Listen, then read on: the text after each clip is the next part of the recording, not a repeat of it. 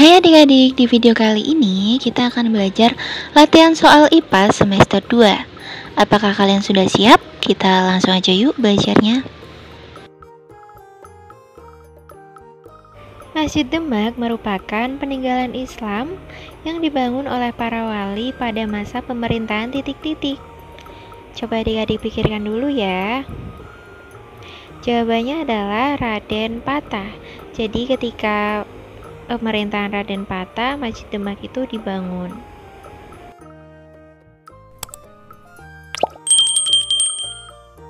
Yang kedua, Tarumanegara adalah kerajaan yang bercorak titik-titik. Jawabannya adalah Hindu.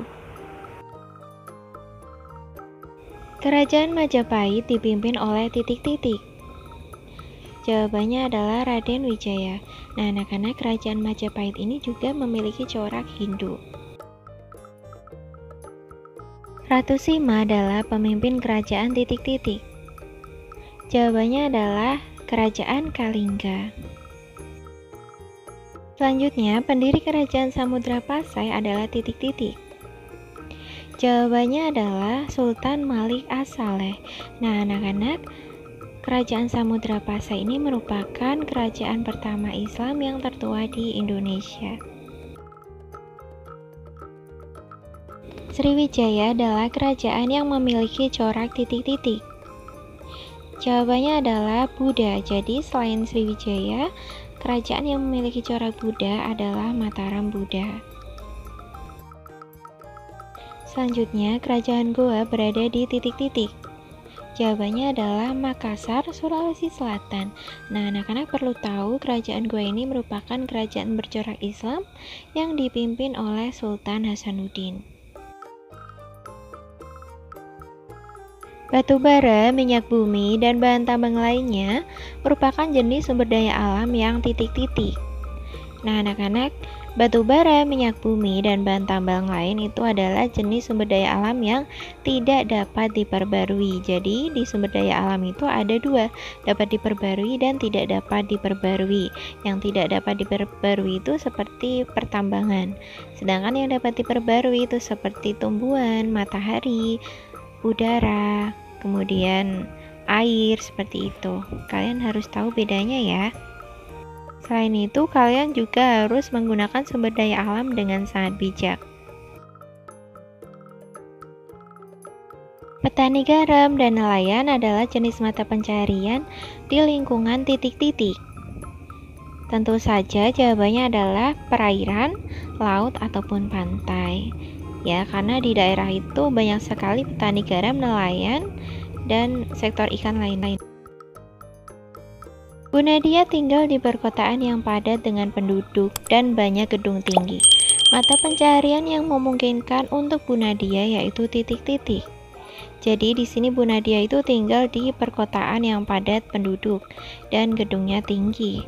Jadi mata pencaharian atau pekerjaan yang bisa dikerjakan Bu Nadia adalah pekerja pabrik atau perkantoran, atau mungkin Bu Nadia bisa jadi guru atau pegawai negeri, pegawai bank, dan masih banyak lagi. Karena Bu Nadia ini tinggal di dataran rendah, jadi banyak pekerjaan yang bisa ia lakukan. Pak Erik tinggal di daerah pegunungan. Pekerjaan yang cocok untuk Pak Erik adalah titik-titik.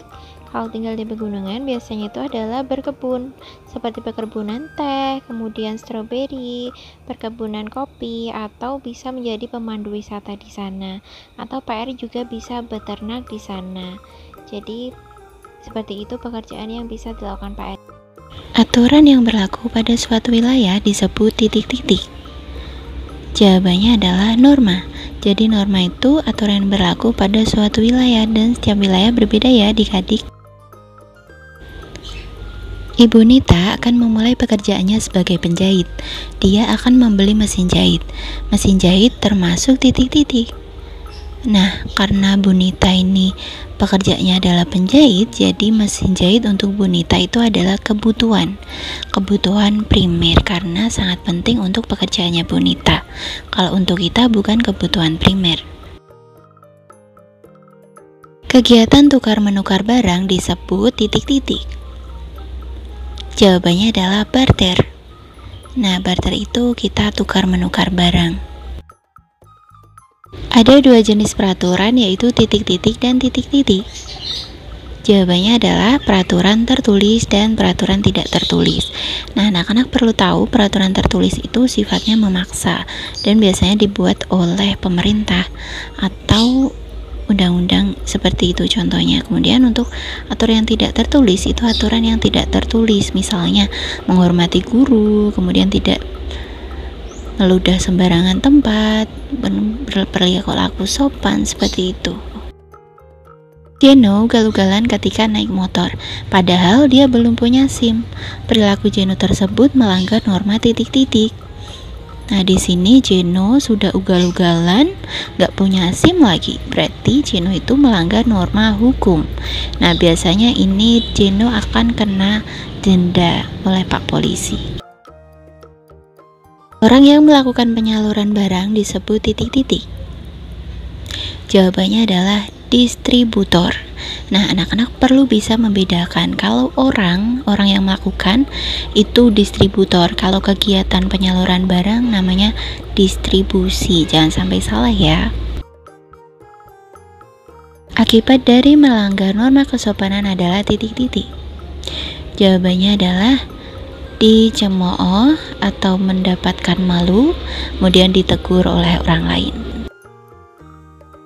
Ketika kita dalam suatu lingkungan yang memiliki banyak keberagaman, kita harus titik-titik. Tentu saja harus saling menghargai dan menghormati atau toleransi. Nah, anak-anak, sekian pembelajaran kita kali ini. Semoga dengan video ini kalian bisa lebih paham dan sampai jumpa di video berikutnya. Jangan lupa like, subscribe, dan komen ya.